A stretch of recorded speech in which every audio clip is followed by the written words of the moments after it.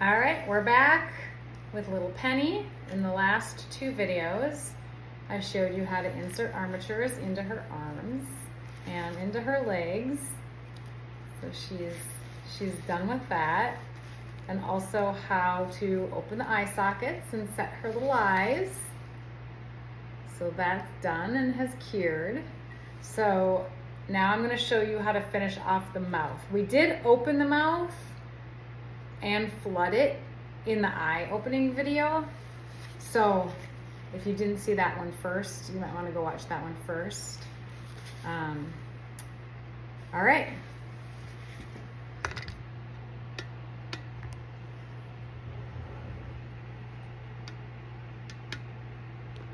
So her mouth has been opened, has been flooded. So I don't know if you can see very well in there, but it's, well, I guess not. I mean, it's smooth. You can see you can see the shininess in the background. That's going to be just the smooth finish. It's cured, it's smooth, and she's good that way. Now, I set a pink tongue. You can do whatever color tongue you'd like. If you wanted to use the inside of what you pulled out of there to make a tongue, you can. If you have these pink tongues, they work great. You can make those. I also sell them on my website. I also sell finished tongues on the website, but a lot of people buy those as props to make the tongue stick out. The painted ones. Anyway, so I secure it in place with a pin when I put it in, and it's just like flooding the mouth.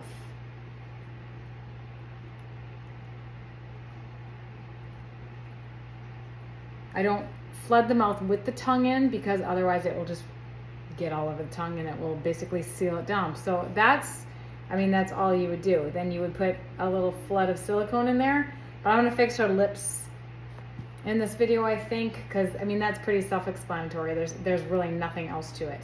You'd flood it a little more so the tongue is held in place, and it would be done. So let me show you how to finish this, because right now her mouth has been newly cut. It's jaggedy, it's gross, it's not a nice finish. So we'll just clean it up like everything. No Vox Gloss.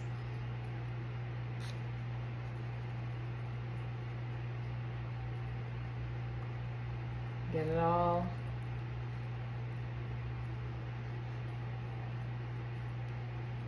cleaned off.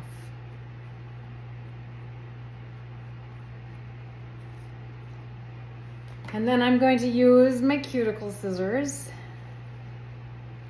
and just kind of trim off what was left behind from opening the mouth, or her mouth rather.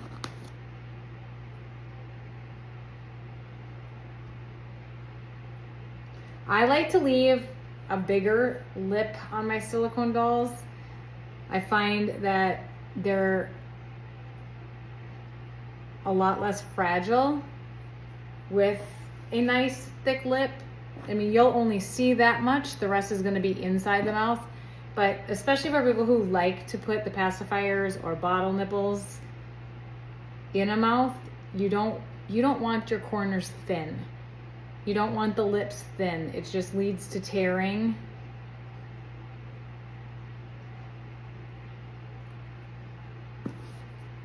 So I tend to leave the lip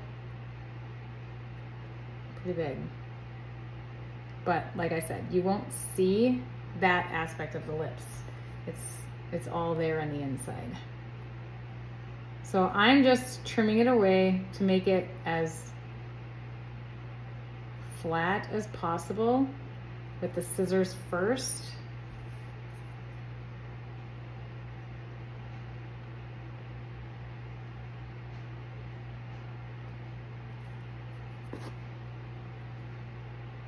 And once you get it to how you like it, there's a little bit on the top. I mean, I'm trimming away like the tiniest bits at a time.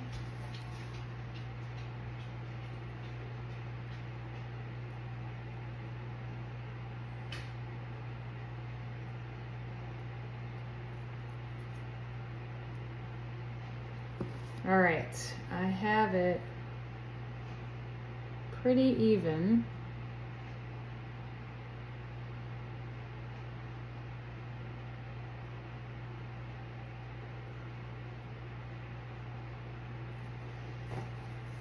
So now I will fix the lip just with my pins.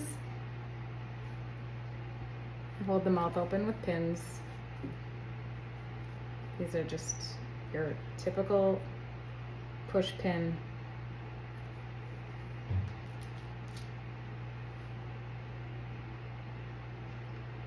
This also works great for painting lips. So for the painters who get their lips sticking together because they don't have the mouth open wide enough, and silicone pools in the corners and starts to close up the lips, this is a great technique to do.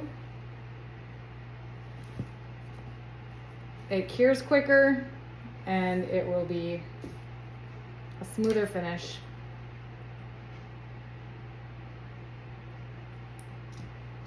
All right, so I've already mixed the silicone because you guys are used to that.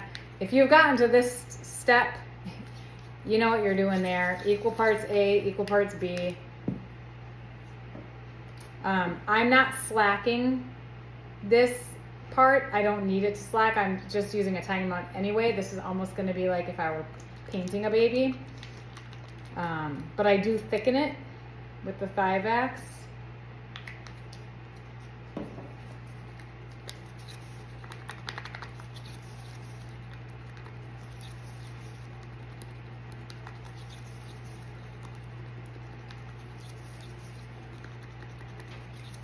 After the lips are finished off and this is cured, I will go in and stick the tongue in there.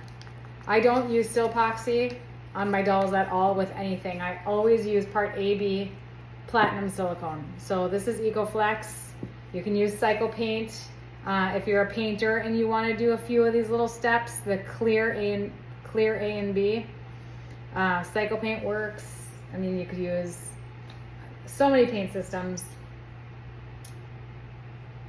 All right, so here we go. I just take a little glob on a toothpick, my goodness. And I'm just gonna set it there on the lips. Oh, I'm probably jiggling the screen, aren't I?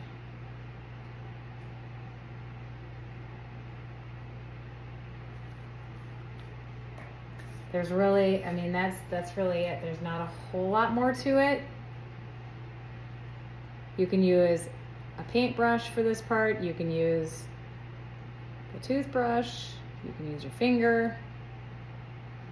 I don't like to wear gloves when I work with silicone. So I prefer to use sponges or paintbrushes more than my fingers.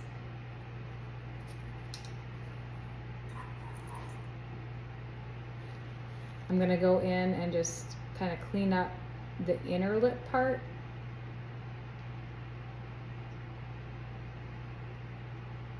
By taking off any extra.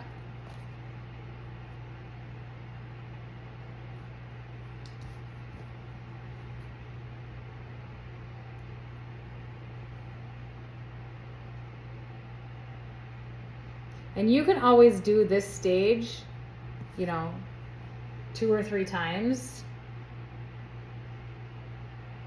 If you get it to where you almost like it, but you want to clean up a little more. I mean, it's just like when you're painting a doll, layer on layer. You can continue doing that as much as you'd like.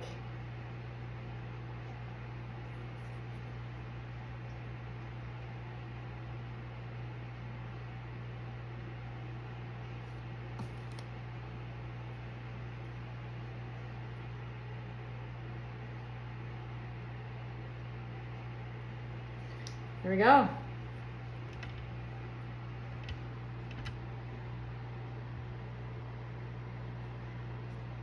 So that's all there is to it. Whoops. We cut out the chunk in the eye setting video, just the same way you do the eye sockets, you do the mouth. We flooded it in that video, and now we fixed up the lips to get the lips looking normal and smooth, and they'll be easy to paint now. And like I said, the tongue, it's gonna be this. What I'll do is, I mean, I could do a video on it. Maybe I'll do a video on it. It would be very short. It's basically, you know, this amount of silicone. Oops, that's the front, not on the front. On the back,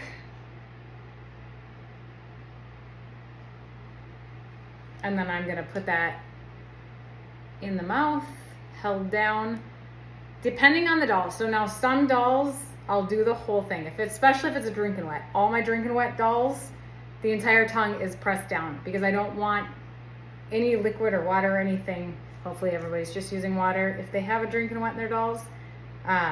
But I don't want that to get stuck in little crevices in the mouth.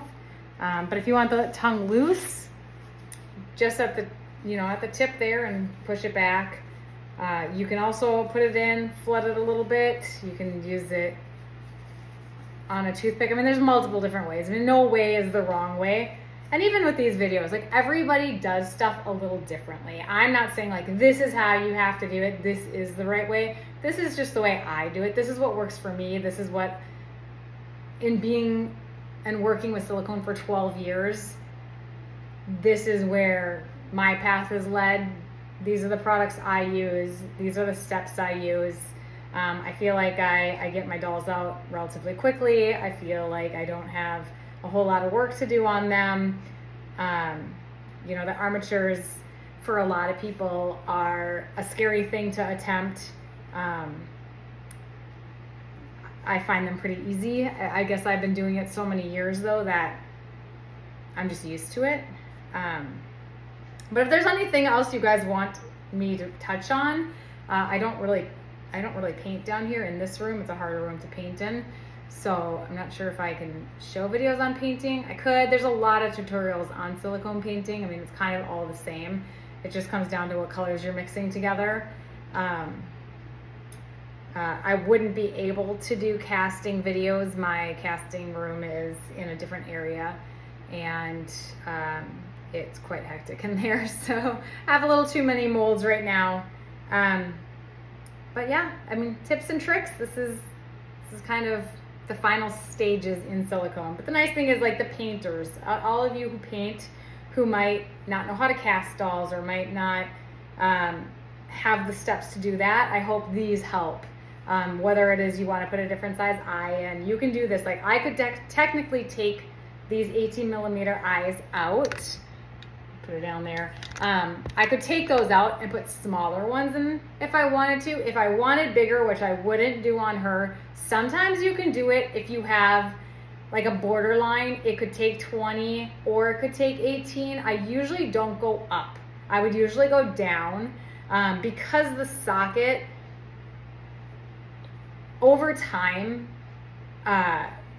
you're gonna get that bulgingness if you try to fit an eye that doesn't fit in the socket, whether you glue it in or not. So I would never suggest going up a size unless it's borderline. I mean, if you're 18 but a 20 fits okay without doing a lot of modifications, you'd be okay. But you definitely wouldn't want to do 18 to a 22 just to get big eyes. You want to get a new sculpt, a different baby altogether, because you know, the silicone to that level could be more fragile. And the more work you do on them, the higher chances something could go wrong. So yeah, that's it. If you guys want to know any other things, just send me a comment what you struggle with or what you'd like to learn to do.